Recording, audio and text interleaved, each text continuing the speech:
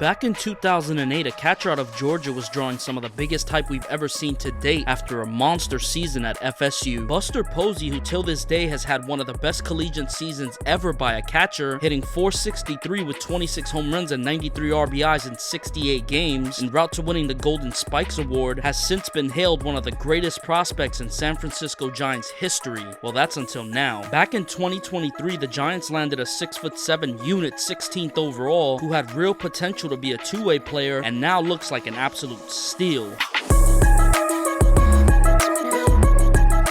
Bryce Eldridge, who was committed to Alabama, was drawing attention for his big upside on the mound and potential double-plus raw power at the plate. Scouts really took notice after Eldridge went ballistic during the 18U Baseball World Cup, where he was named tournament MVP, leading Team USA to a gold medal after hitting .316 in 8 games with 3 home runs, 13 RBIs, and slugged over 800. A big imposing figure on the mound, Eldridge was up to 96 with the fastball and combined that with a slider changeup combo that produced a bunch of ground balls. The ability to repeat his delivery and throw strikes made him very appealing on the mound. However, the massive raw power upside as a hitter could not be ignored, so much so that his teammates and peers nicknamed Eldridge the American Ohtani. Entering his senior season at James Madison High School in Vienna, Virginia, the towering lefty was electric, going 9-0 on the mound with a 1.06 ERA, striking out 66 in 39 innings, and with the stick hit .422 with 8 home runs, drove in 23, had a .649 on-base percentage and an OPS over 1700. These numbers would land him the Virginia Gatorade Player of the Year honors as he entered the draft as the 12th best prep player in the country and the 35th best draft prospect overall according to Baseball America. Leading up to draft day, Bryce Eldridge was considered the best two-way player available. However, it was said scouts viewed him more as a power-hitting first baseman. The Giants, who had the 16th pick in the draft, would swoop in and land Eldridge, signing him for just under $4 million,